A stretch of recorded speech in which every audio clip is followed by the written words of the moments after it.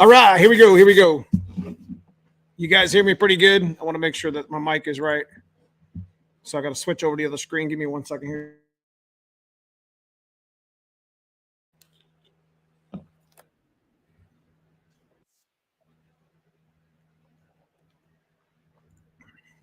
don't know why that switches over to that. You guys hear me pretty good? Give me a thumbs up.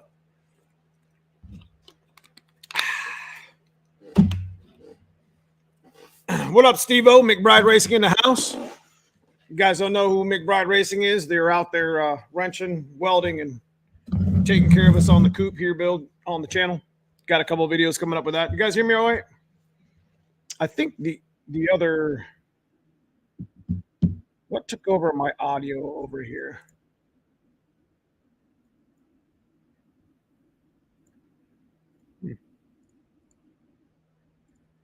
Okay, here we go. I got the mic, so it's a little bit clearer than the normal audio that we usually do. So, all right, my name is Dan. This is my Foxbody Mustang channel. If you're new to the channel, consider subscribing.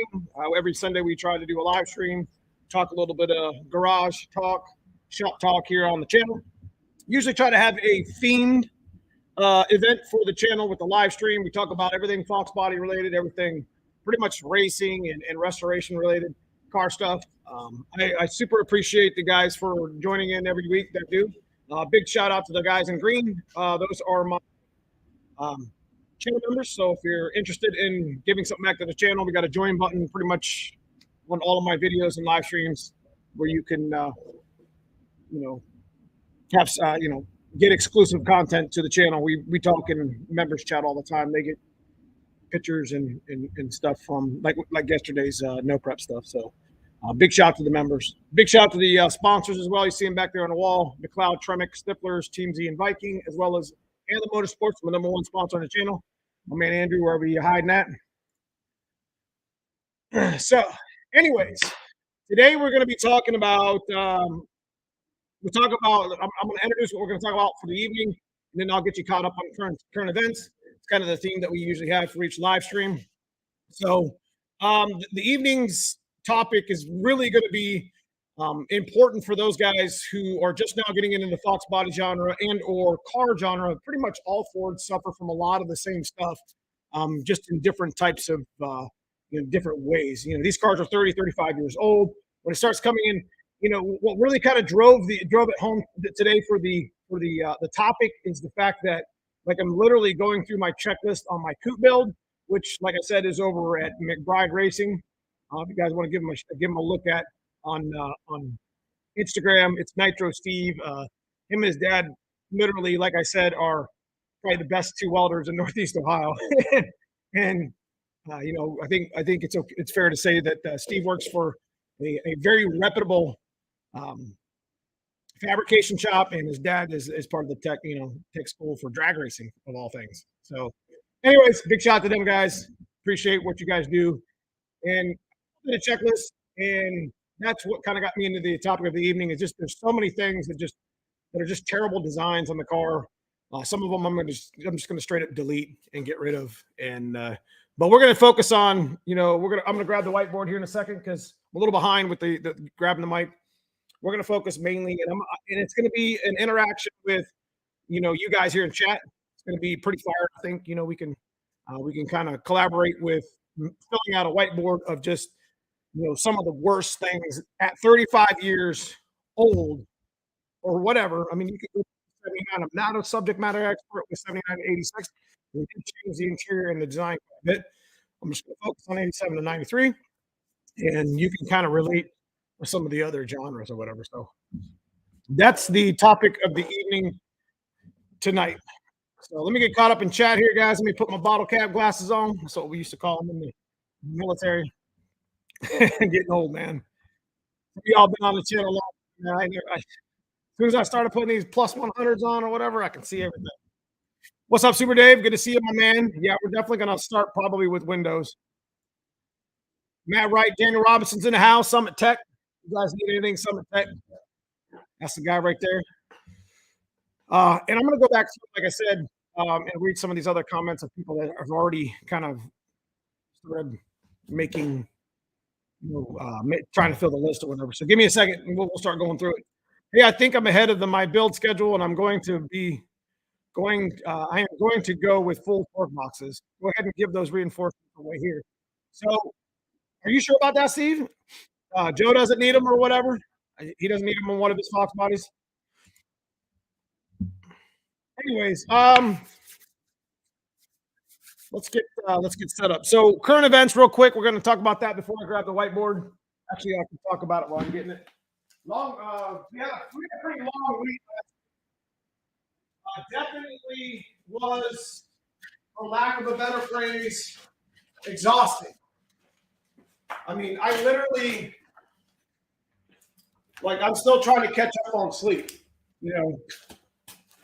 It's, the white car isn't in here because it's still loaded in the trailer, and for good reason.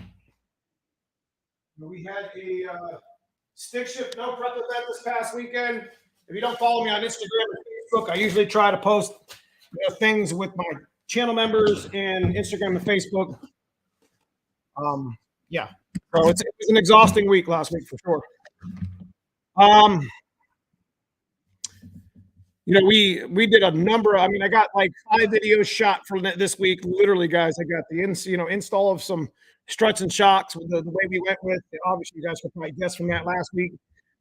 We got a modification to the struts that we did. That's a whole video. We actually got real seats in the white car now, and I just didn't. I had a problem with the Kirky brackets that I bought from Summit. Not Summit's fault, but just the way the design is. So we went with a different design, and it worked out amazing. You guys have to check that video out. We started doing the K member video, which I don't think that's going to be a very long video, but I will talk about some of the pluses and minuses of it. And of course, we have to finish Lamar's engine build. So in his videos, we started on it and we got sidetracked. So I apologize to Lamar. It's something that you guys are going to really like. So yeah, man, get back to the community. Joe has aftermarket sitting on the shelf waiting to go in. Okay, so I did bring those to the no prep race this past weekend, Steve. Just so you know, they're sitting in the trailer. So if you want me to give them away, I can do that. We'll set up. I also got a couple of things to give away. Like I said, we got the methanol kit, and we were going to give away the Malwood clutch pedal soon, but I got to wait because Devoted Home Group, which is Jason Fields, been following the channel for a long time. Big shout out, Jason, who had the Malwood clutch pedal, hydraulic clutch pedal. He actually some of the hardware that he had in the box was a little bit was missing, so he found it when he was going to his car, and told me that let me get that in the mail before you give it away. So appreciate you guys. So we will have we're going to be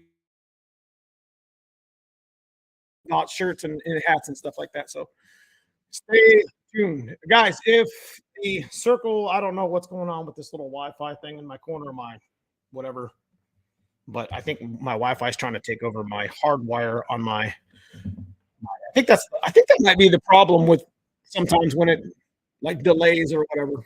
Anyway, getting into what we have for the evening. Current events. Oh, so this past weekend we went to Stick Shift No Prep.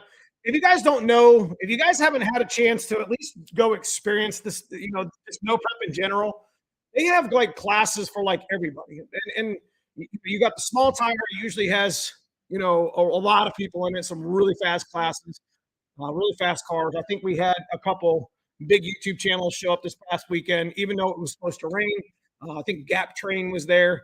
That truck is amazing. It's just crazy. There was a couple other big YouTubers there. Joe, you guys know they're there, might be in the chat. Might throw them up in the chat.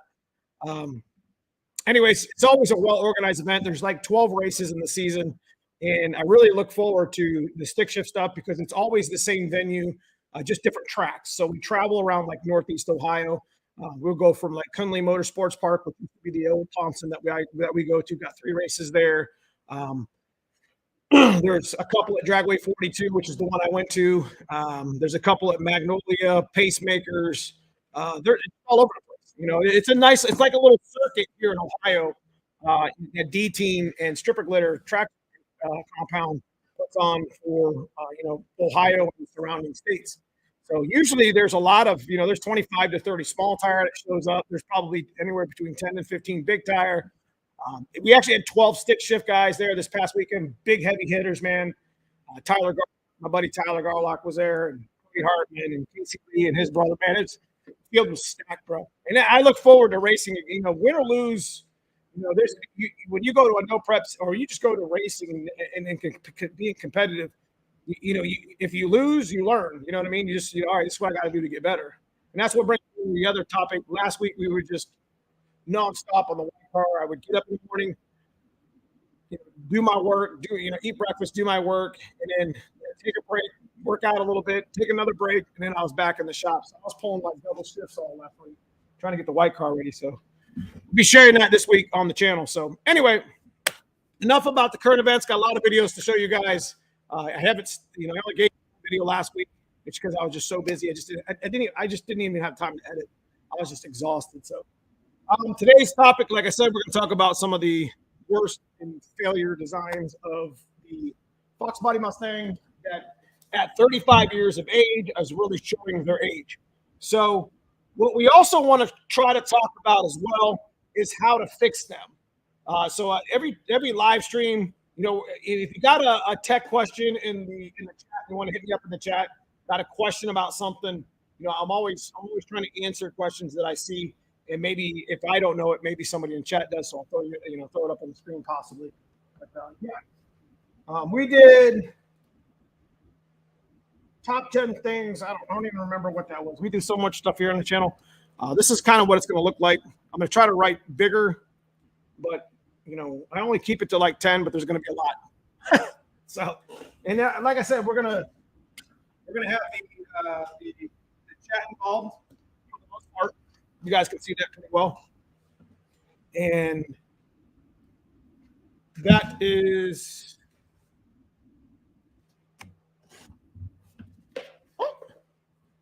Yeah, give me a second here. Brake cleaner cleans everything, even dry erase. I forgot this was dry erase. I didn't even need brake cleaner. Whatever. You guys hear me pretty good? Like, I don't know. I'm pretty sure this is coming through the mic here. So, all right. Super Dave, man, I appreciate the once again the $20 super sticker for the channel. Super appreciate what you do for us, Super Dave. Probably my number one donator to the channel for sure, man. Make sure you're checking out the members chat this week, Super Dave. I got some stuff to talk about in the top 2 tiers. All right, here we go. So, what are we gonna call this list? Things that suck on the Foxbody Mustang. I don't know. Whatever. All right, number one. What is it? What's the number one thing on Foxbody Mustang at 35 years old that was probably the most terrible design that you guys can think of? I'll let you start, and then I'll do one. And then we'll talk about how you can fix them or some options to look into that you might not know about. I'll put you guys to work today in this live chat. Come on now.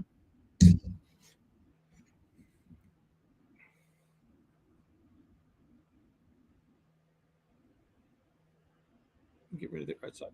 Let me check this stuff here. Checking chat while the chat's behind like 30 seconds. Strut towers, 4-lug, strut towers, torque boxes, map light, quarter windows. That's exactly what we're starting with. Quarter windows. Appreciate that because that's what I had in mind too. Quarter windows. Now, for those of you that don't know, man, come on, marker. Trying to make it so you guys can see. Quarter glass. Yes.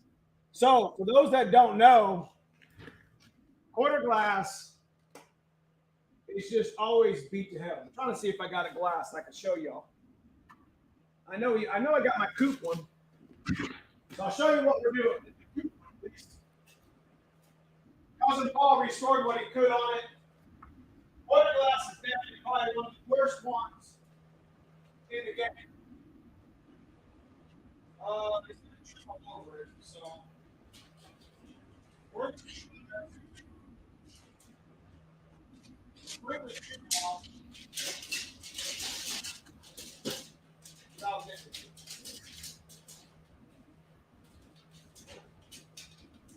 So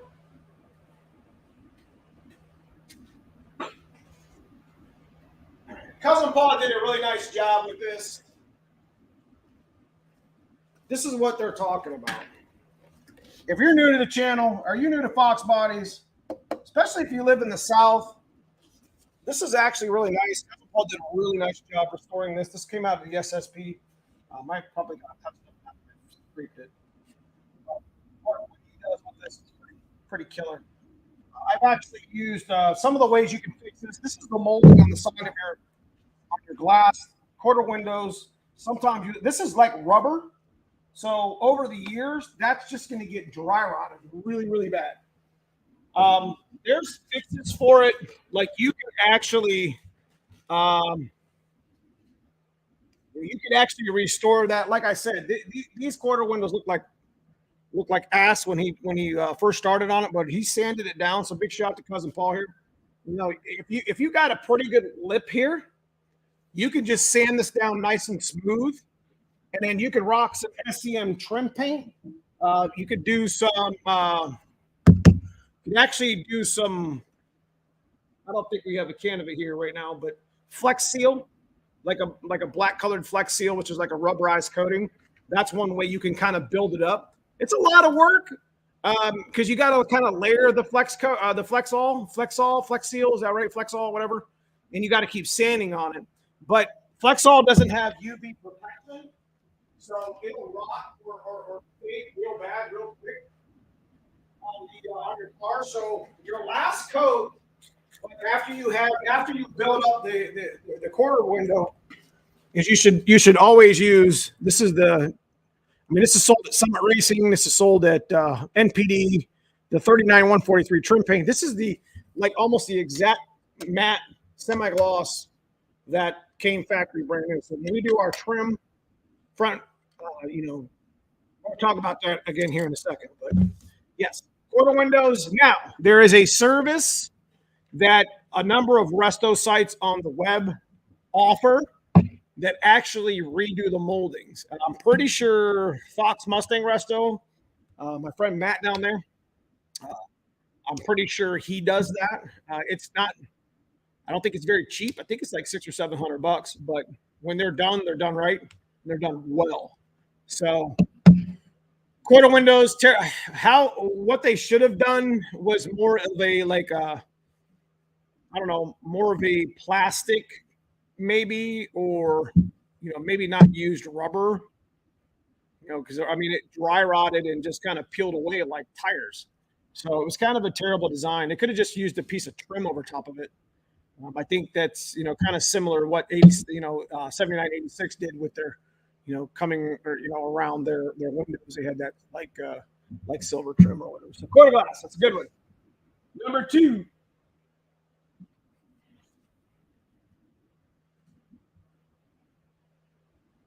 Yeah, use metal trim like the classics. That's what I was talking about. So number 2, I'm going to go with this one. We're going to talk about probably the one that pisses me off the most is the ashtray lid. Obviously we've talked about this over and over again. Ashtray lid. Now this has actually been, evolved over the past 35 years. I'm going to be honest with you. I don't know what they were thinking when they decided to do the whole ashtray lid design.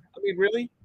I think it's got this little piece that like this little piece of plastic that it hinges on, that there's no way it could bear any weight.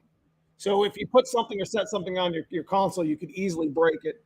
And the way the spring was designed, and the way the actual stock that the spring like came on for the flipping, the flipping of the ashtray door, I mean, it was just bound to fail. So probably one of the worst designs that they could have ever done. I don't know what they was thinking back there. They were probably just trying to push the thing through production or whatever. But they decided to go from the metal lids to the plastic lids, and then they went back to the metal lids, and it's like the pot metal stuff. And how do they think that this little plastic nipple thing or whatever that hinges on is going to hold all that weight over time? It never made any sense. I mean, what they should have done engineering wise is they probably should have used like a rivet or something like a screw. I think there's like you go to some of the resto sites, you can get ashtray lid repair kits, and literally they take. Let's see if I got one here local. Try to see if I got a little print. Everything. Pull shit from everywhere. They got a repair kit for it, which is good, but they also got so I know there's one somewhere here in the back, but I'll find it. But the one of the fixes you can have with the inner console ashtray lid is they actually make an aftermarket one that actually has poker cups. Guys, if you're pretty good with listen, this is the fix. This is a fix. The resto sites have, I can't even see, man. I'm tired, man. The resto sites do have a fix for it. There's a metal piece that attaches to the spring stock, that where the spring goes. I think they send you a new spring too that actually has I mean, it was just terrible. Then they tell you to grind the little nipple off or whatever that little hinge falls on or whatever you want to call it, and drill a hole and then put a screw and a nut in there so it hinges right. That's what I always. So how I fixed them back in the day and still fix them today is I just put a rivet. I'll take the one little hinge nipple or whatever out. I'll cut it, drill the hole, and I'll actually put just a bit oversized rivet in there, and I'll snap the rivet in there, and it'll literally I don't even need the spring. It'll just hinge on itself, and then eventually that rivet's going to probably wear out a little bit, but then you could put the spring in, and it holds just fine in all my cars. So. Jason Fields, Dakota Home Group. I appreciate the $10 super chat. Thank you so much, Jason, for giving back to the channel so much as you do. Much appreciated. I did get a text message from him this week. He's got a pretty cool little Mustang that I'll share. I didn't get a chance to bring it over to the laptop just yet, but I'll share that with him, Jason, for sure. But the other fix to that as well is they have I don't want to say, like a cup holder design, dual cup holder design, which is probably way better than the ashtray design. Anyways, they sell those on some of the resto sites. There's you could actually, if you're feeling a little bit crafty, you can actually do it yourself. All it is a poker cup. Like the big round table, the 8 poker cups or whatever. It's actually like a little poker cup. You could actually cut yours out if it's tore up or whatever. And if you're feeling crafty, you can just fiberglass resin your own inner console together with that fix. So definitely one of the worst things ever. So you can also buy one as well, like Shelby Company 50 just said. They're not all that expensive either. So what's up, Brad for Rods? Good to see you. What's up, 91 LX Mustang LX? Good to see you. Broke the house. NPD, yes. So Robert Clymer, if you're talking about the SEM trim, guys, this is like the only trim paint to buy. Legit. It's got the correct semi-gloss matte, whatever they called that back in the day. 39,143 SEM. And SEM is probably the best you can buy. You'll pay about 15-ish or so a can on that, but it's well worth it. So all right. Guys, give me number 3. of some of the worst designs. We're going to get at least 10, maybe even 15, like just the top, you know, on the whiteboard for sure. We're going to fill this thing up best we can. So terrible Fox designs. What I got right here on from last week. I think somebody had mentioned that in chat last week, and that's what gave me one of the things that gave me stoked for Joe's stick car. Things turning out to be a unit. Good. That's awesome. Wavy rear bumpers. So that was pretty much due to a faulty bracket. That was kind of a terrible design as well. Give me a third one. We'll come back to that. Saggy doors, door pins. I think that's more of an age thing and use thing. Map light. Somebody said map light. You guys want to? We'll go with map light.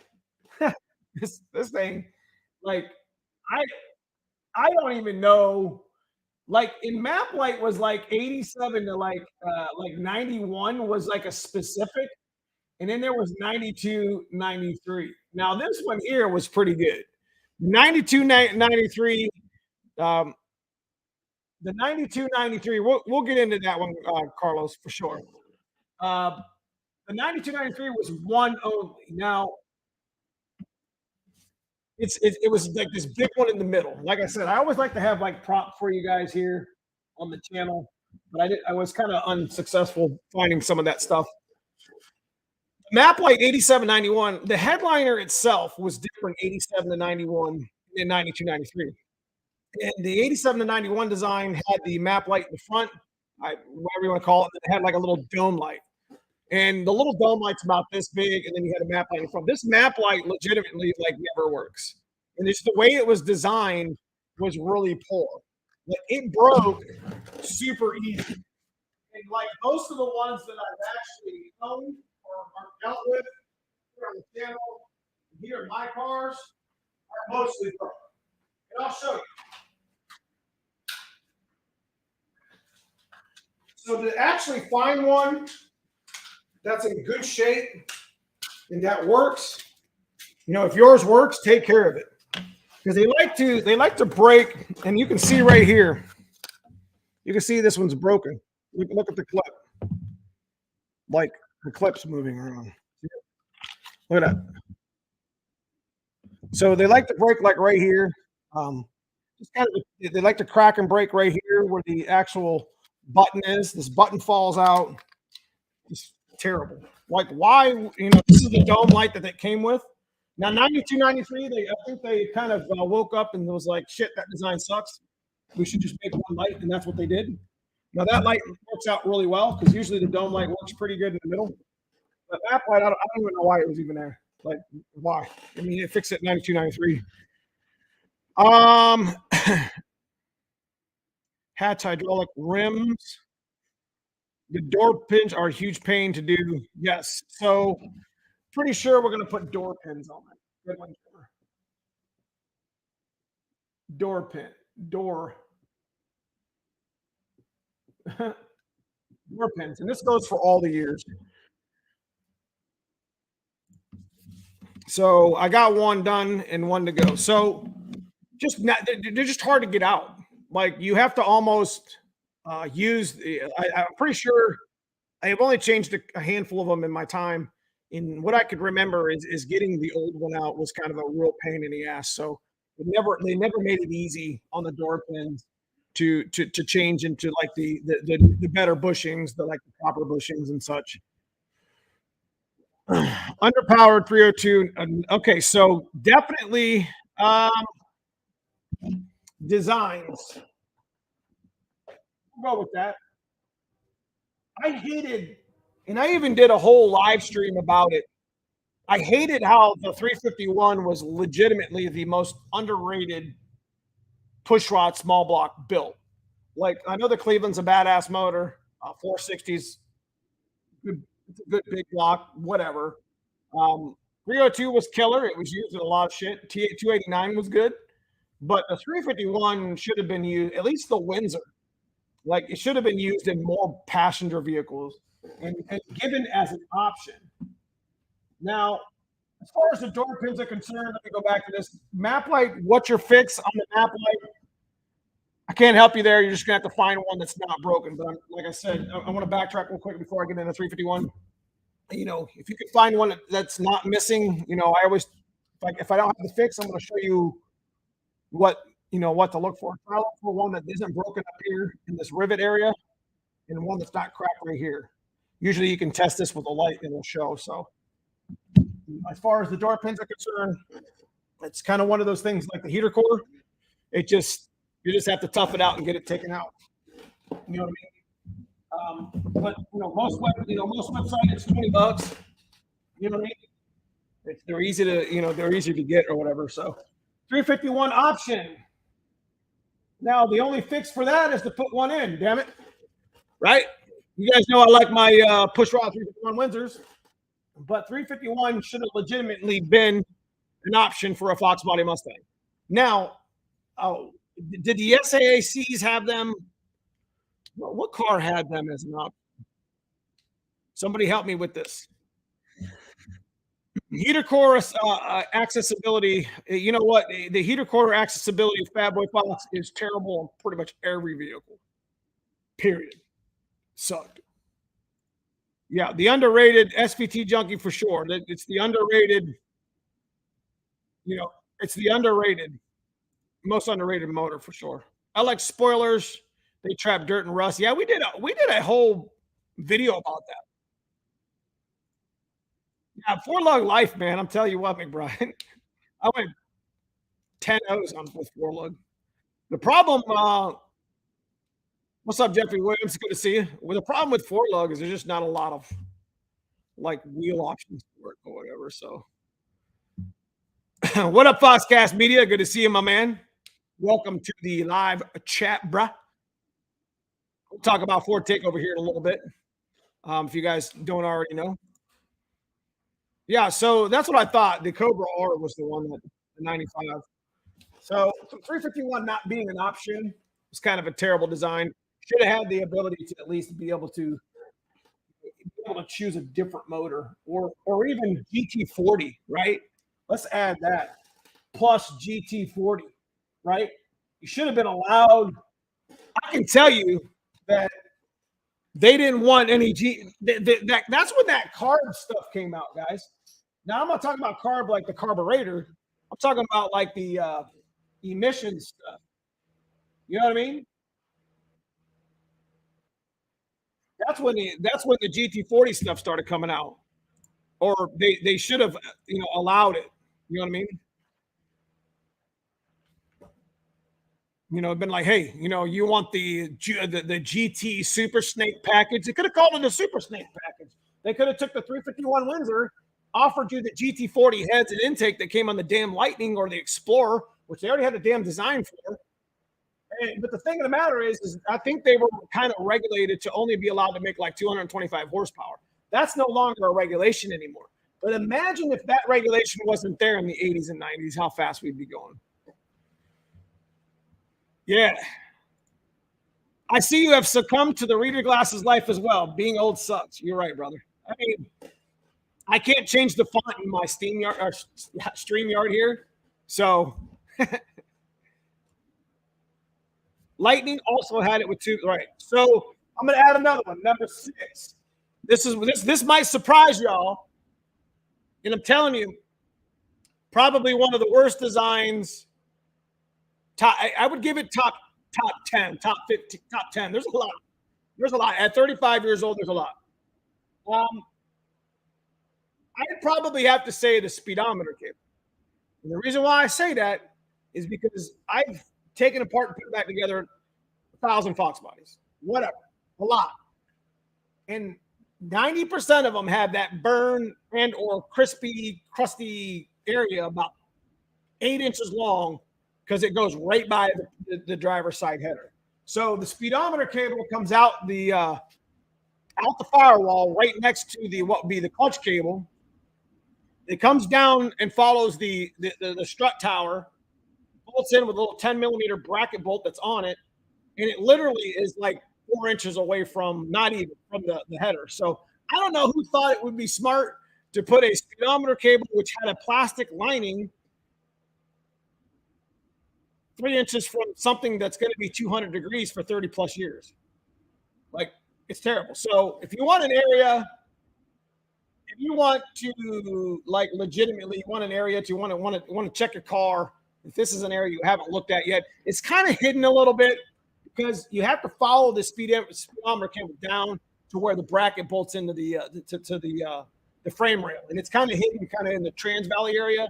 So check it out. Always destroyed.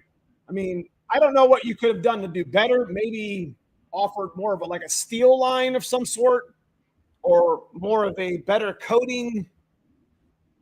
It's crazy. I just don't get it. So, speedo cable.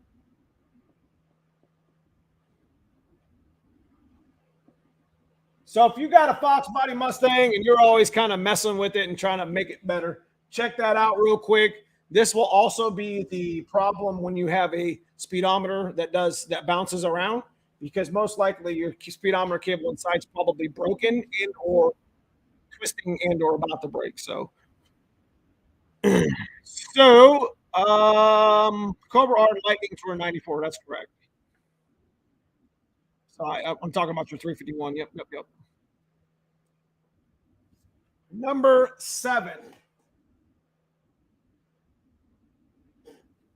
Let's go. We're going to put 20 on this board. We're going to put 20 on this board tonight. Let's get it.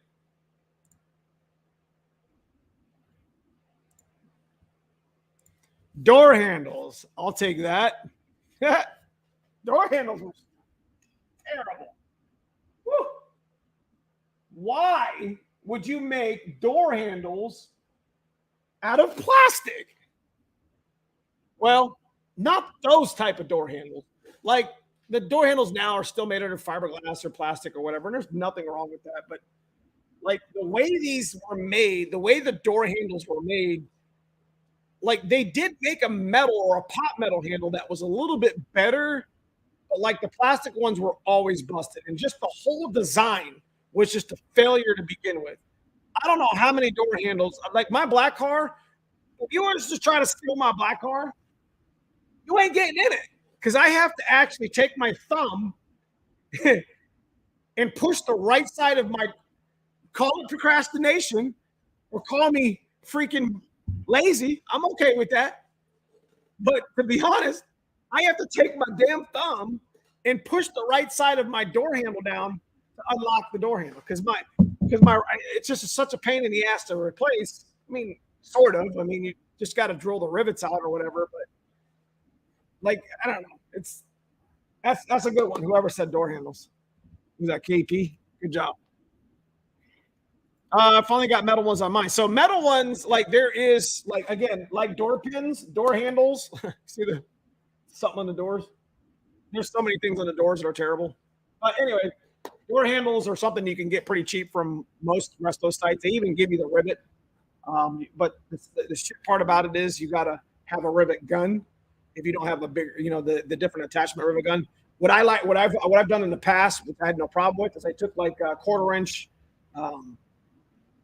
just a quarter-inch by half-inch, whatever bolts and nuts, and just made, just bolted it on. I didn't really care. I took a little paint marker and blacked it out, darked it up, whatever, matched the color. Yeah. So Foxbody anti-theft. Let me tell you what. Let me tell you about this design. Y'all gonna be like, what? Listen.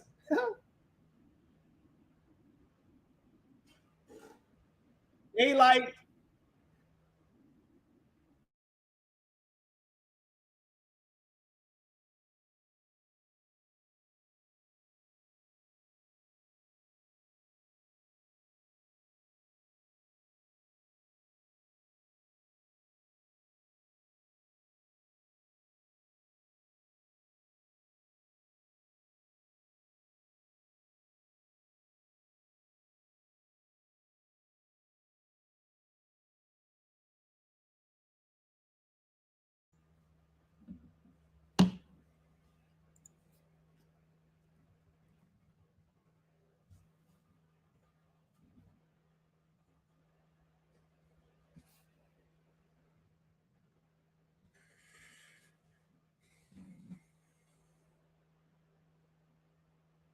Hello. Daylight lamp plug. If you guys know what I'm talking about. Let's make sure that it's yeah, okay. There we go. The daylight lamp plug. Why would you design it and never use? Has anybody seen the daylight running lamps? There's an actual plug. Is it? It's not on the headlight harness. It's on the dash harness. Do I have that sitting here somewhere? I'm sure.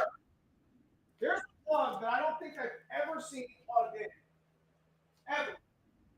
Like, why would you design it and not use it? It doesn't make any sense. Hey, I'm trying to do a prop. I'm talking about. Yep, here it is.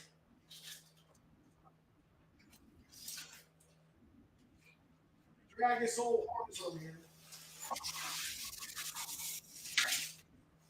Why would you use this and put it on there and not use it? Look.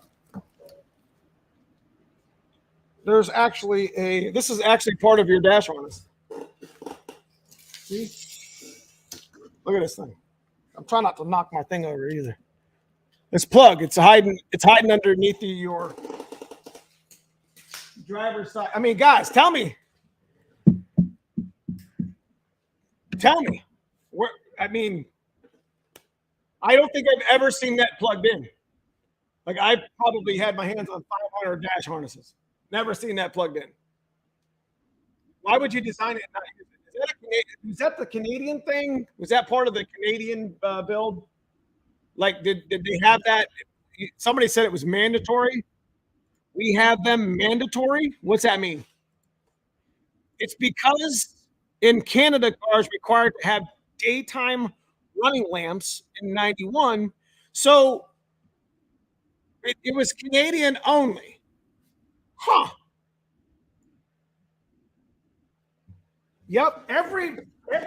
This dash harness I'm showing you here, definitely a rat nest, right? That could repair it. It's actually not that bad, but yeah, there's a plug.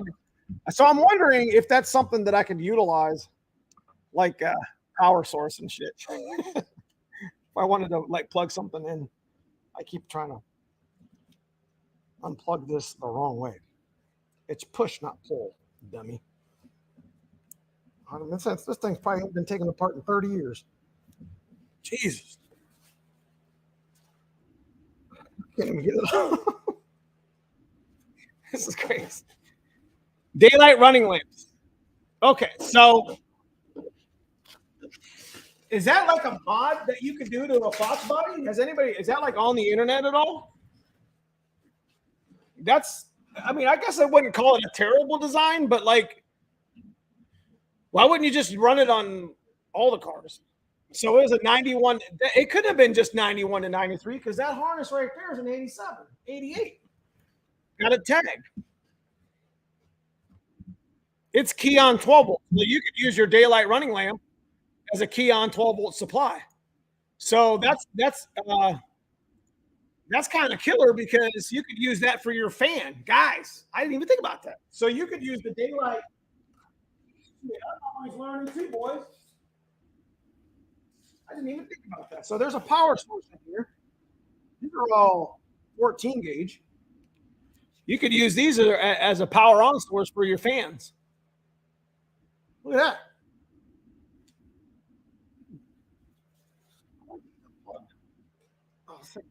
Oh, I got it. Look at that. Here's the plug. Look, it's 14 for sure. Hell, you could almost run a fan with it. Check that out. I figured it had to have had a 12 on volt somewhere. Neo, can you do a Foxbody drag suspension 101 stick shift racing? Yeah, we're going to be talking. Actually, the videos that are coming out this week, Corey, focus on everything that we're doing with the white car. Like, I'm very transparent on my channel about how much power I make, for the most part, you guys, I do kind of, you know, I don't show all of it. We do try to push the limits on some other stuff, but for the most part, we're transparent on our horsepower we make, on the times that we run. I don't hide any of that stuff, even though I do know prep stick shift a lot, or I will be most of the year. I don't hide any of that stuff. You know what I mean? So as far as the drag racing suspension, what I mean by that, I'll show you what we're doing. I got a couple of really cool mods that I'm showing this week. One of them had to do with a good friend of mine named Mike. He made a mod for some of the suspension stuff that you guys are going to really want to pay attention to if you're trying to do a little bit of, a little bit of racing in general. So, where is that plug located at? So this daylight saving, daylight running lamps, DL, DRL, whatever they want to call it. This plug is above. It's your dash harness. It's literally stuffed underneath. Where's that at? It's down by the horn. Okay, so wherever the harness goes in your car, it's pretty much by the horn. So,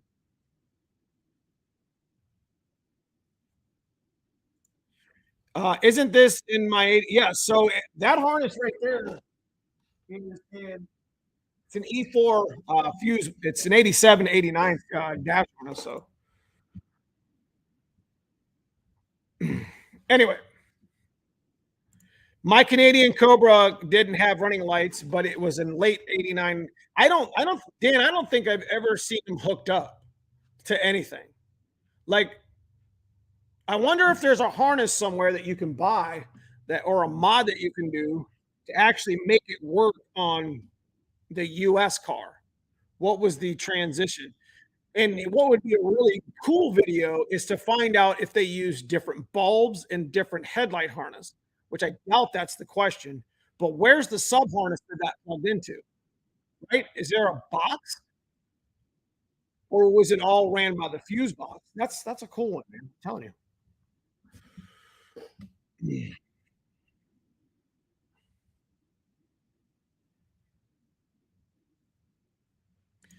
There is a module that you plug into. If it doesn't work, either unplugged or DRL module is done. So there's a module somewhere. That plugs 12-volt ignition source, tap and run into a relay, easy peasy. Yep. Yes. So by the horn, if you know where your horn's plugged in at, it's just two little, you got a high and a low, and I'm pretty sure the horn grounds itself out. So they're just a signal wire. The DRL daylight lamp, daylight running lamp, whatever, the plug's right there next to it. So, moving on. That's something. See, I learn some shit every day. Love it.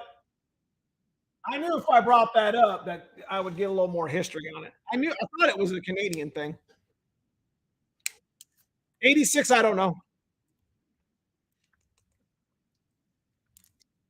Give me another one, folks. What we got? Give me another one.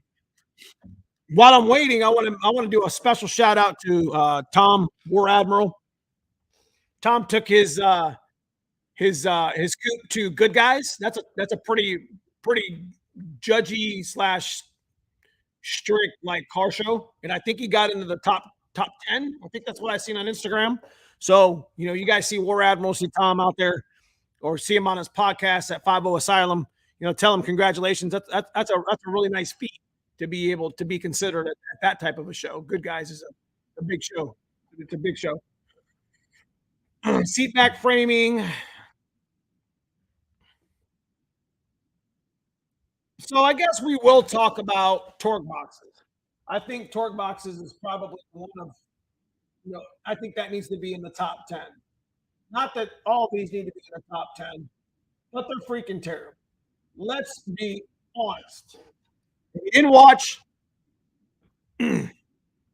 watch, my last week video, the top 5 things, torque boxes were talked about in there.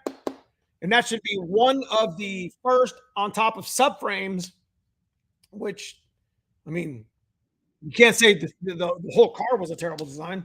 Listen, I'm not picking on Fox bodies, guys. All I'm doing is dissecting what could be wrong in yours and what has been wrong in mine in years, in offering you some information, some knowledge, and possibly some fixes of it. I like to bring, when I live chat, I like to bring a theme. Like I said, I like to talk about shit. And, I didn't even know some of the stuff that was just said here. I didn't know there was a module. Okay, so I'm going to look for a module and a sub harness in my travels to try to actually bring that to the channel so I could run daylight running lamps on like my black car or something. I think that would be cool. So, anyways, torque boxes literally are put together with like 5 spot welds. Guys, if you're going to look at any torque box, um, first and foremost, don't jack up your car in the middle of the torque box. Use the frame rails that are there. But it's kind of, if you're going to jack your Fox body up, jack up your Fox body with like a piece of wood on the jack or something that's kind of soft that gives, because even the rails that the subframes follow can get dented pretty easy by putting jack stands on them and using jacks. Do not jack your Fox body up on the pinch welds. That's a big no-no. I mean, when you wonder why especially those that jack it up right there underneath of the front fender. If there's actually a bolt there, and if you jack your car up right there and it bends that pinch weld, it'll throw the whole alignment of your fender off, and then you'll wonder why your car looks like crap because you got this fender sticking out or fender sticking in, and then your door catches it and everything gets chipped up and the paint gets chipped up. So I'm kind of on my soapbox here. Don't jack your car up. There's a spot on the torque box that has as part of a frame, looks like a kind of like a U, and this is where the control arm comes in at. That's a good spot to jack up on. It's got multiple layers of sheet metal there. It's nice and strong from the factory. It's an easy spot to get away with. So, yes, torque box reinforcements are always a must. These things will rip out. If you're going to look for a torque box that's bad, go to the passenger side. And where you see if it's actually ripping out of your car, go to the back side of the torque box. The back side of the torque box actually comes up to the actual floor. And there's actually a seat bolt that comes through there. When you're trying to take seat belts out, that's one of the nice places to heat up. If you needed to heat the bolt up to get it out, but you can count the spot welds. There's like 3 or 4. If your torque box is ripping or coming out of your car, that's where it's going to come out first. It's just a terrible design. What the actual torque box reinforcement does is it basically you go up inside of the box, which is hollow anyways, and it literally bolts to the floor and through the frame, and you can weld it, and it takes all that shit away. So definitely a terrible design. I hated the torque box. They just move all over the place. Another fix that you can do outside of the torque box reinforcements is if you didn't put the torque box reinforcements in yet, you can probably see the backside of your torque box is starting to pull away. You could probably stick your fingernails underneath of it because, I mean, literally the sheet metal will start pulling away. You could just kind of grind it down, tab it down with a hammer. You'll put a couple tack welds there to help the spot welds out a little bit. Got to be careful. If you put some tack welds there, make sure that you have nothing on the other side. I've actually started a fire before because there's a lot of there's that stuff behind the hatch panels and the coupe quarter panels. There's like that insulation, that deadening. It caught fire on me, and I actually caught my harness on fire on one of my blue turbo cars a long time ago. So be mindful putting torque box reinforcements in when you're welding underneath there that you don't have anything behind it. You're gonna fire up. Anyways, moving on. Especially the late 80s. So torque boxes. What they could have, like I said, the fixes to that is the torque box reinforcements. On top of that, Wild Rides. There's a number of Team Z. Big shout to them. They got a number of really cool torque box relocation. They got the whole torque box they make, which I showed on Instagram recently. Actually here on YouTube as well with the video. But yes, so moving on, torque boxes. I could talk about them all night. They're terrible, but you can fix them. I think that's a good one. We're gonna go with that, Sting, man. Appreciate that. The headlight switch. Headlight switch. Absolutely terrible. Fire hazard, just to say the least.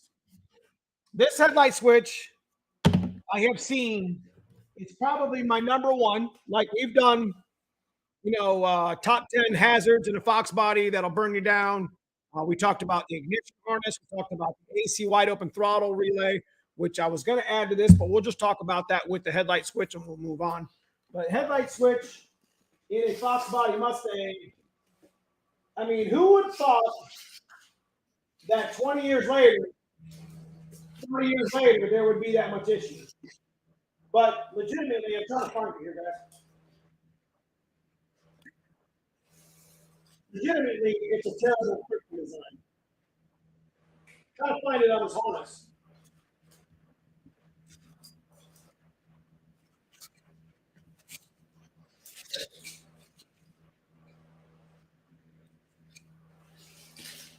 How am I missing it? Oh, really?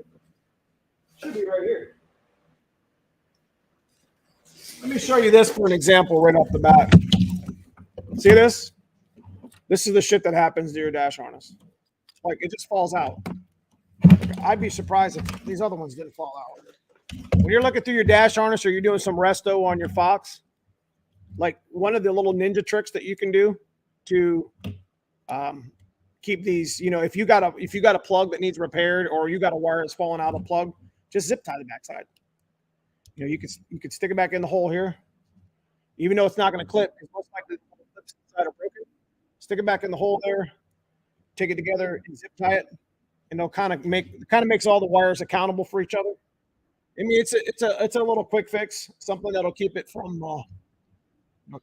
falling out. That goes for all of them. I bet you I could pull one out of this one. There's the little clippies are just failures, man. I can't find the headlight.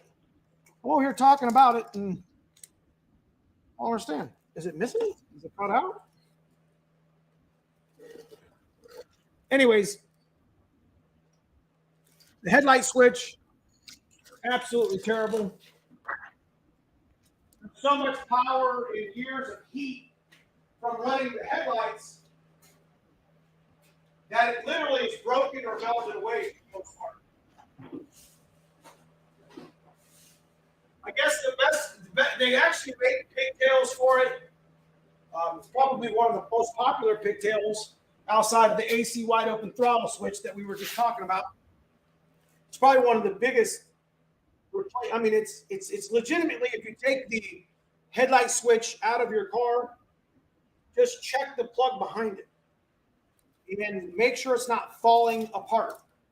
Because if it's seen too much heat and it's seen too much, too much use, it'll be burnt up and broken up into pieces and stuff. So yeah, we must have cut it off. Here it is. So this one's missing it. I actually cut it off. This harness, I think, you use it for repair because it was all cut up, and I used it in one of the other live streams, I think. So definitely shit. Headlight switch plus AC wide open throttle. And we're going to move on. I'm going to talk about that real quick, and we'll move on to number 11. AC wide open throttle switch is absolutely terrible too. Who would have thought that design would have been any good? Like, that's a hazard too. They put a relay. Okay, this AC wide open throttle switch literally shuts your AC off under wide open throttle. It sits right under the header, just like the speedo cable. And I guarantee you that probably 80% of the AC wide open throttle switches out there have their power wire, which I think is pink and black, is just rotted. Literally, you could just peel it away with your fingers. Most of the time, those things need to be replaced. So, guys, that's on your engine harness, so check those stuff out. So, crap plastic inside. So, I've pulled the harness out, and I've had it crumble in my hand. That's correct. The AC wide open throttle switch and the headlight switches are numero dos. 1 and 2 fire hazards, boys. Terrible. We're talking about wires touching metal, wires touching each other, grounding everything out, just blow fusible links. And they're easy to check.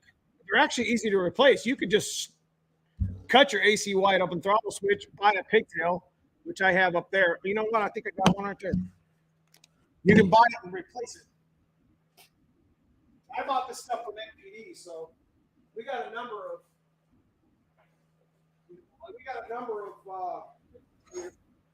when we were quick artists here, we saw all that stuff. But we already know what we're looking at half the time. So like the ignition, like here's the ignition. Like if you look at this ignition one, it's absolutely shot. Somebody put an alarm on it. The clips are all broken.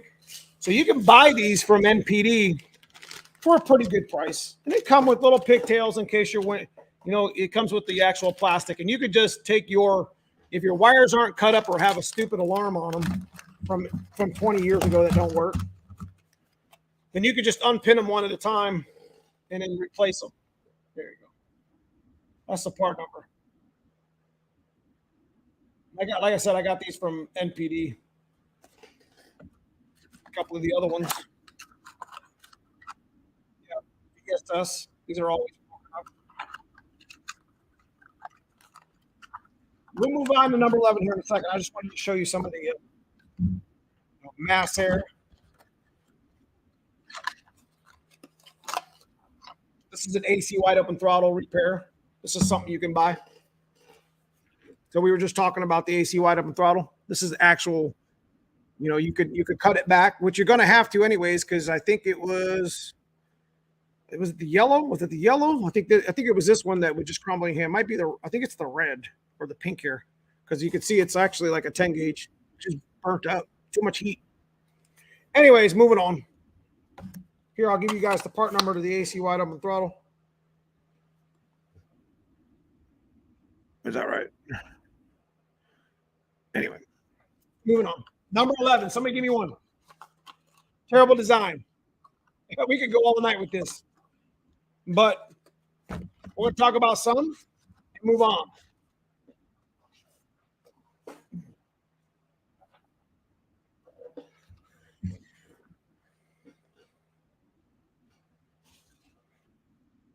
Especially in the 80s and 90s. We'll send a pic and try to get a pic with part number of the DRL mode. I appreciate that. I'd like to actually check that out, to be honest with you. Bring it to y'all on live stream or bring it to y'all on the channel for sure. Lid on overflow, plastic quadrant. That's a good one. We'll go with that. I think the clutch quadrant. I think the cable was worse than the quadrant.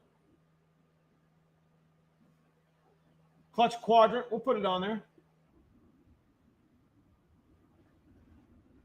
Now, obviously, the fix for the clutch quadrant is replacing it with an aftermarket steel or aluminum quadrant. But this is a two-piece design, and usually the teeth break up pretty good. Somebody mentioned, yes, Larry Tonini. Motor mounts. Good one. Motor mounts were terrible. Why would you make two-piece? You can't buy, I talked about this last week or the week before, the motor mounts and GTs and coupes, they fixed it in convertibles. Like convertible was a one-piece. Here's the fix. If you go to the parts store, you try to just buy a random like motor mount, which you should be buying polyurethane anyways. If you're going to do that, you just get them from Summit or get them from one of the resto sites. But if you don't have the motor plate, that big chunk of rubber with the two little quarter-inch studs that stick out of it, terrible design. If you don't have the actual metal motor plate, you have to buy the plates and then buy the rubber from the parts store. And the guy at the counter is not going to know that it's a two-piece design, so he's going to sell you the motor mount. He's going to hand you the motor mount, and you're going to be like, "What the hell is this shit? Like, what am I supposed to? Where does this thing even bolt up at?" So, just so you guys know, the GT and the coupes and the LXs, non-convertibles, all had a two-piece motor mount design. I don't know why they went and did that. They could have just made one motor mount like they did with the convertible ones. Maybe it had something to do with the alignment of the drive shaft. Maybe because it's no different than a convertible. I don't understand. So convertibles were good. If you want to put motor mounts, you go to AutoZone or whatever, want to get motor mounts, just get one for the convertible. It'll bolt right up. It's a one-piece design. Don't forget about it. Good night, Roberto. It's good. Thanks for showing up, brother. TFI module location. Talk about on the distributor. Relayed my watt connector and replay last year. It was all green and crumbling apart. Yep. Yep. So motor mounts, like I said, the fix to that is you guys probably should already be buying the polyurethane anyway. I think you can get it for 50 or 60 bucks. But if you want to get a part store one and you just have a stock Mustang, you don't feel like putting something other than Ford replacement in it, then just get a convertible mount and put it in your GT, coupe or GT hatch or LX hatch. So that helps. Drum brakes when they had disc. Honestly, I'm going to be honest with you. The drum brakes weren't that bad. I don't think, Carlos. I mean, I'm still running drum brakes in this black car here. I still have the factory brakes in the back of this car, and it goes fast and sort of, I guess, depending on how fast you think fast is, but it does its work. You know what I mean? And I don't really have a problem with drum brakes. However, the turbo coupe, we'll put it on there. I think it was kind of an old design. I think it should have at least been an option.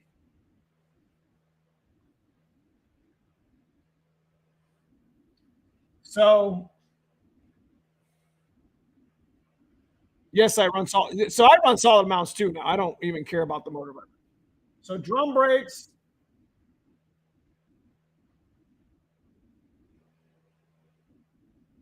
And the fix could have been giving us turbo coupe brakes.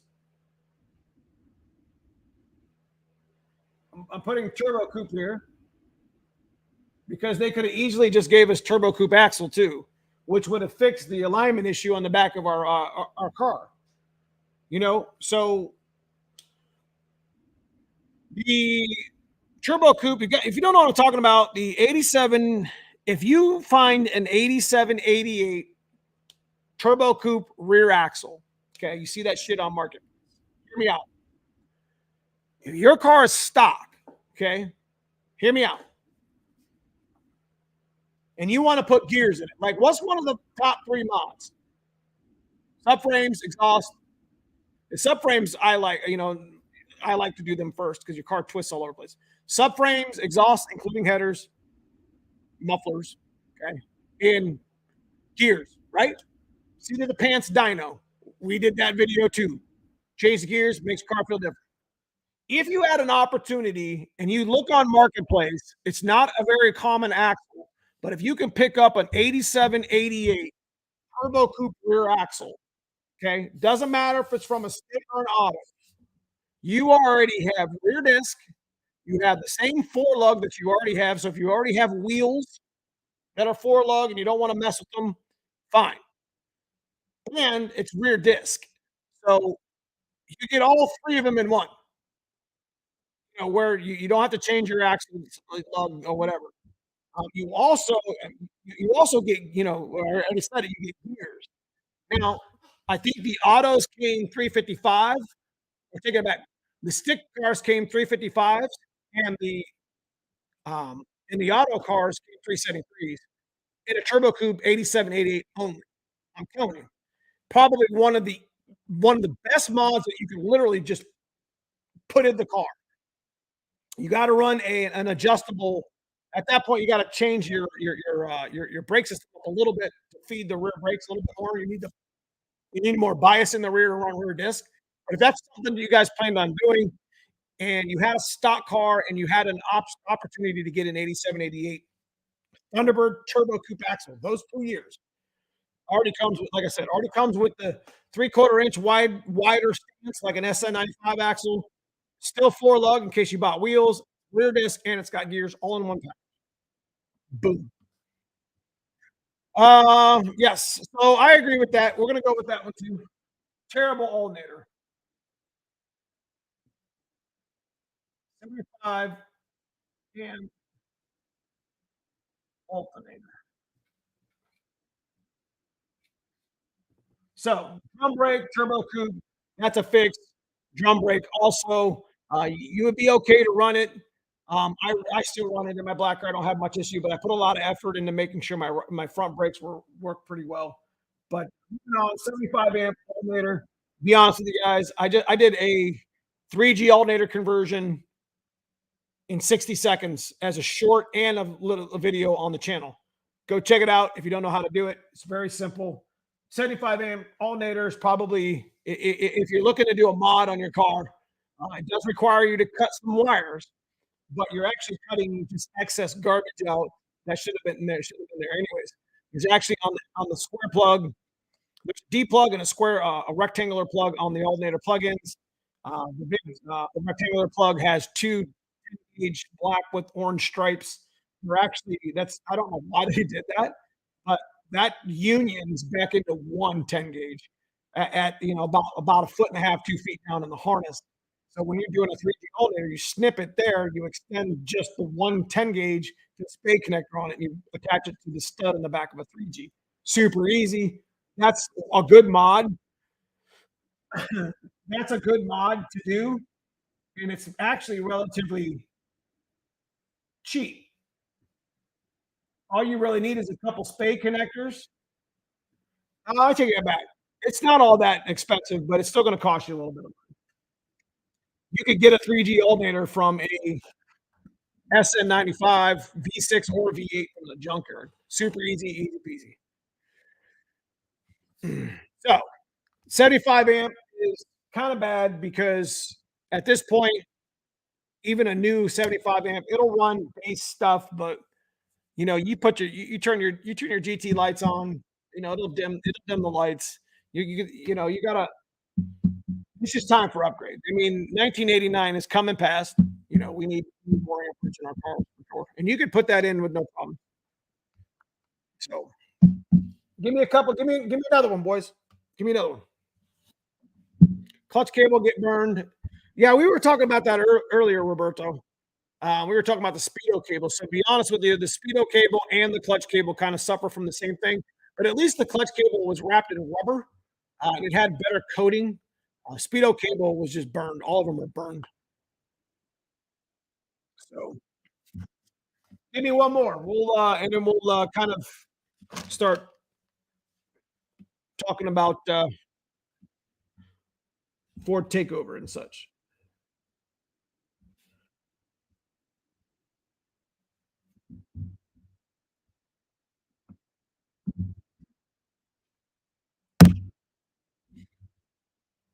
Let me think. I can think of one.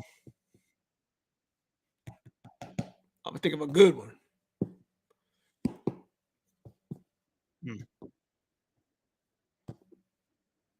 Radiator cap, 16 pounds. Was it 13? Somebody talked about overflow cap, steering. Oh, yes.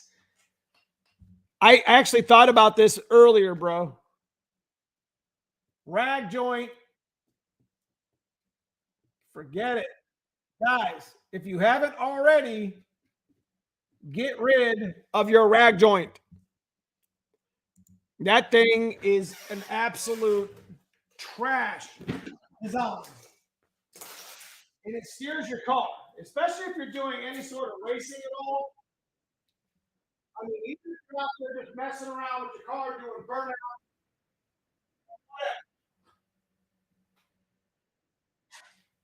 If you change the rack, okay, which the rack is kind of a poor design too, but it's not uncommon that these racks go bad, right? That is your rag joint. It's on your steering shaft. This is the one that came out of my white car, which was dangling. Look, it was catch right there. So my steering was all jacked up. And this rag joint was falling off. That is terrible. I mean, this is it. This is what you get. This is your whole steering. It relies on this half-inch fiber rubber pad. And imagine how rotted those are in time. Get rid of the rag joint. Buy a knuckle and put it in. Especially if you're doing a rack replacement, just spend the money. It's for your safety. You'll get rid of the slop in your steering. it'll feel like a different car the way it handles. Terrible. Get rid of the rag joint, especially like I said, especially if you got some power, especially if you you do a little bit of drifting, you do a little bit of road racing, you do a little drag racing, all that. What's up, Lamar? It's good to see you, my man.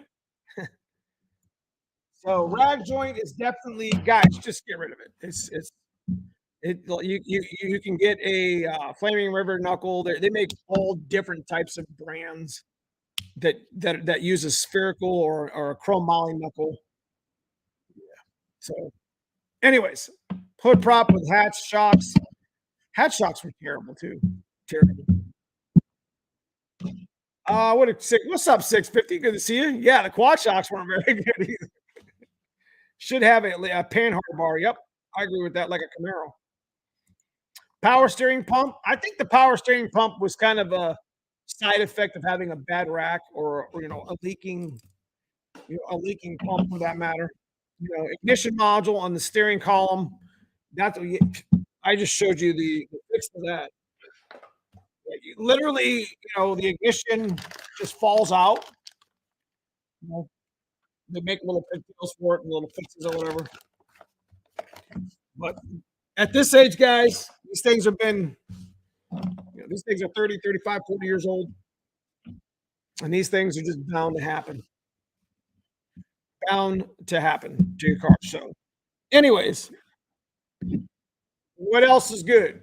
What do we got coming up? Okay, this past weekend, we'll talk about a little about current events, and then we'll keep talking. The list of aftermarket vendors on the 01 Cobra was scary.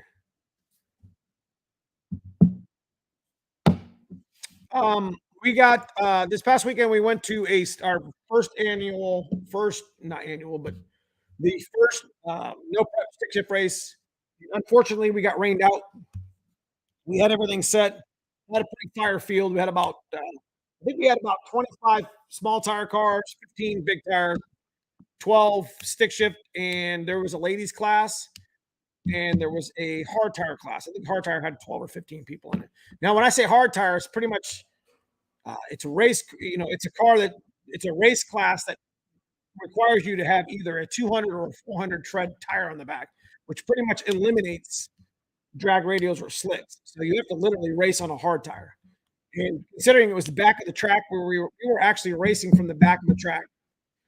So we had a good time. It rained, it dried up a little bit, and then it rained again right as we started the first round at about 7:30, 8 o'clock. A big shout to the guys that showed up yesterday. It's called the Rewind. Anyways, this past week we've been getting our car ready for that. That's what these videos from last week that I shot are coming this week because I was just so busy. So I do apologize to you guys for not getting a chance to get a lot of videos out last week. Saturday got some noise out of the 351 swap. There you go. Yeah, you sent me a message on that, Ryan. Congratulations. Hell yeah. Guys, if you guys get a chance to get out and check out some of this no prep racing, especially, here in Ohio, I welcome you guys to show up. It's not always about the fastest car or who makes the most horsepower because you got to go A to B. So, our next stick shift race for the D team at least is the 6. Yeah, Gap Train was there. That's a crazy build. And he's got a lot of they got a lot of subscribers on their channel too. They're a big channel here. It's Max something. I can't remember. I was so busy Saturday. But it got cold real fast and there was a couple of big hitters there. Big hitters for small tire. Crazy design. Anyways, the next race that we're going to be at is May 6th at Kunley here locally. It's a front half break-in. We're going to be pouring some puddles and making some passes.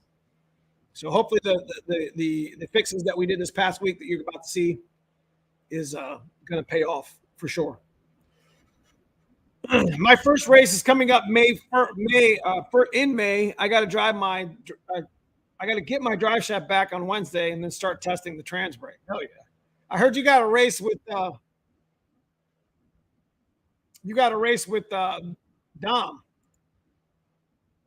Is that right? Or are you racing that 2JZ or whatever that is? That's that Summit rental too. I'm trying to go to that. Let me get an invite so I can shake my car down.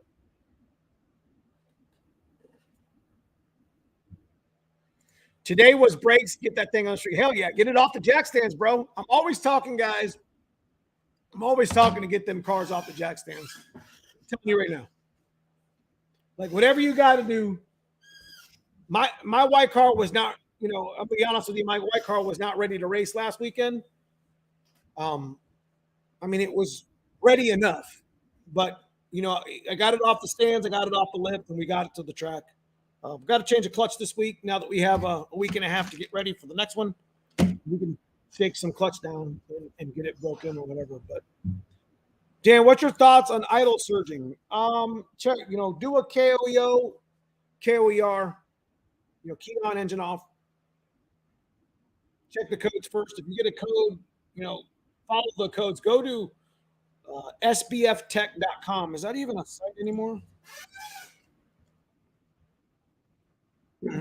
Yep, still up. Joel 5.0.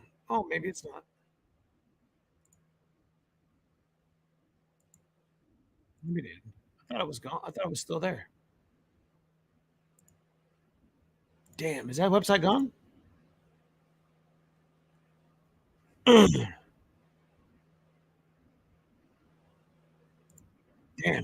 Anyways, one of the best websites that had the most information about Fox bodies and wiring was spftech.com, but it's gone now.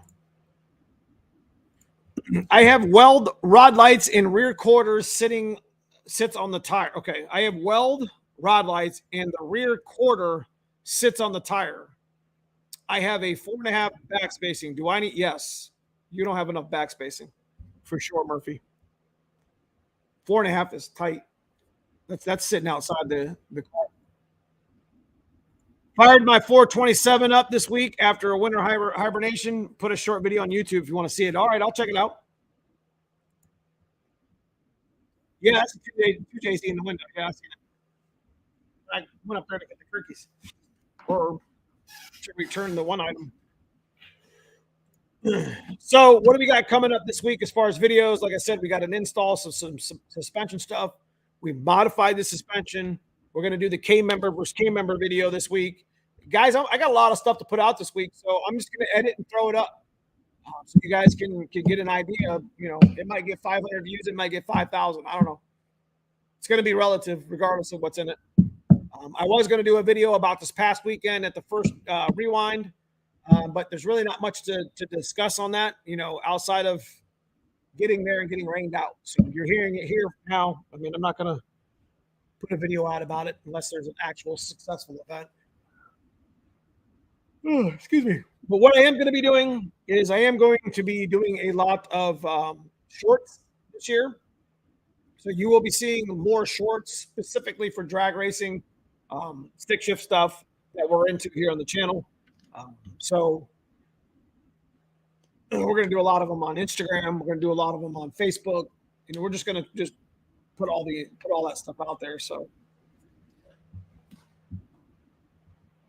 Chasm Mustang on YouTube has a good videos for idle problems, things to look for and to adjust. Yep. Brutal has a good one too. He has a base idle reset.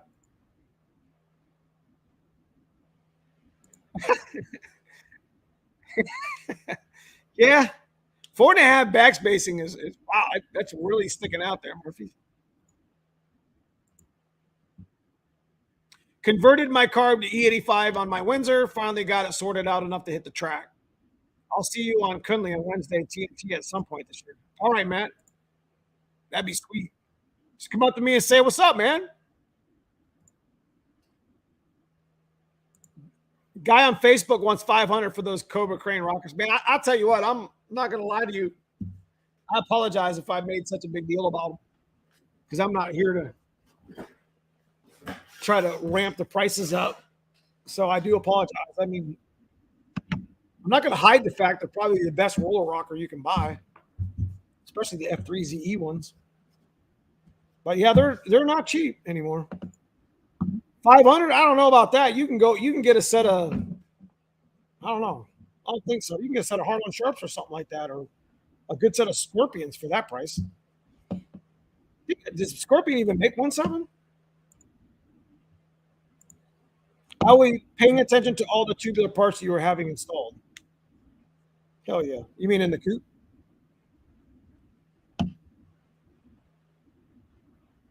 That's what I was just telling them, Dan. Go look at it. Go call up and talk to Dan over at Summit Racing. He'll tell you what to get.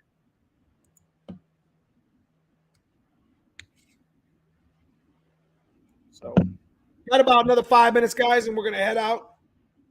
I'll be honest with you guys. I am freaking exhausted. I am so sorry that I did not get any of you guys.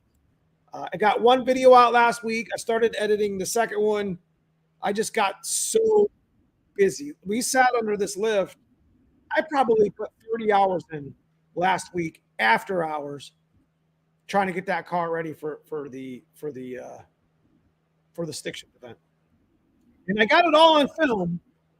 I got too much film, to be honest with you. I was editing a video today. I was actually going to put one out today just because I'd like to put them out at certain times and certain days, but YouTube's getting to the point where it's kind of hard to do that, and I'm just going to start putting it out when I get out.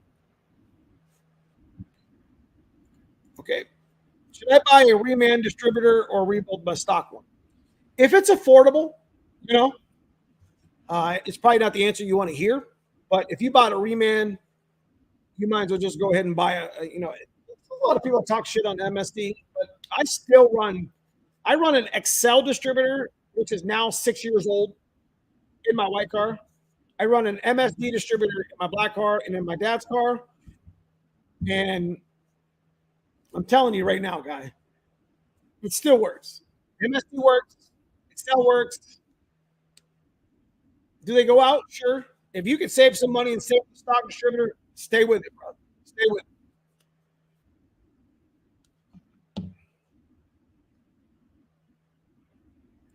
You know where I could go about getting a Moats quarter horse. At this point, Moats quarter horse is no longer available.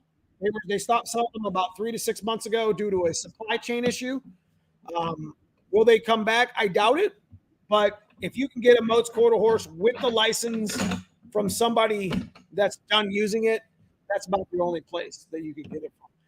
As far as a chip and tuning is concerned, you can still get tuned. You can still get a chip tune in a flip switch and whatever else at most likely at a reputable tuner or shop. Thanks, Dan, for the chat. Have a good night. Don't forget to like. I appreciate you, Treetop Tom. Appreciate you being part of the channel membership as well. I'll see you in chat this week. Jason Fields, I appreciate you, man. Have a great week as well. Again, guys, we're going to be giving away Jason Fields Fox Days at Christmas.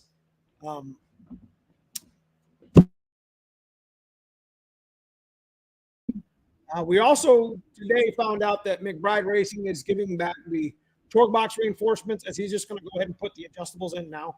So we got a couple things to get back to the channel, brother.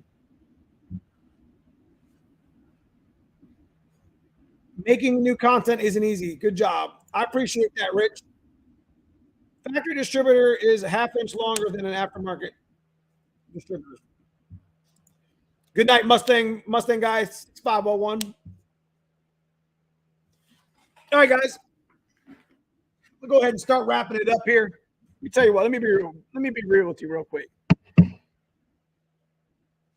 Sometimes it's just about being disciplined to get your car done. The best thing you can do, and I'm going to talk about it right now. I talk about it every week. Write the shit down.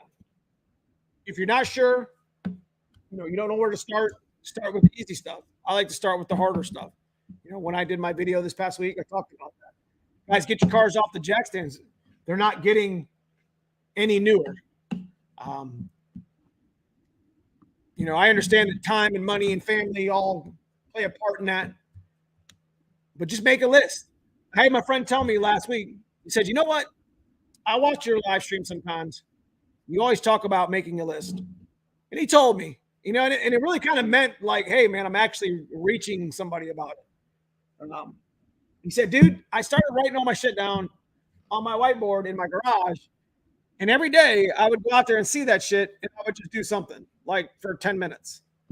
I got so much work done doing that, and I want to thank you for just reminding me to. It's just that simple. If you write it down, you'll do it. Remember that. You might have it all up here in your head, but you got to be motivated to get it to the paper, and then you got to be motivated from the paper to get it done in the car. Could be as simple as changing a wide open throttle relay. Could be as simple as changing some headlights. I went through this last week, guys. I was not motivated to work on my car at all last week. But once I started getting the ball rolling, started getting wrenches out, started playing the music over here in my little box, parts started flying on the car. So stay motivated. You know, it's a struggle to try to maintain, money, time, and family. The three biggest, the three most important things in your life: work, which is time. But do what you got to do, man. Do what you got to do to get it done. Get your shit off the jack stands. Get your car on the road. Enjoy your Foxbody. Enjoy your G body. Enjoy your Camaro, F body, whatever car you got, truck, whatever. Make a list. Check it twice. Get the work done. Stay motivated. Stop staring at it. We got some events we're coming up to. We do have Chocolate Fox we will be attending for May 5th and early May 6th. And I'm probably going to be bringing the black car. I was going to bring the coupe, but the coupe's going to be over at McBride Racings for a couple of weeks, if not a little bit longer. The one fender needs to be repainted because I chipped it like an idiot. And they're not done with the front bumper. So I wanted to bring the coupe to Chocolate Fox to show it off with kind of the panels just hanging on it.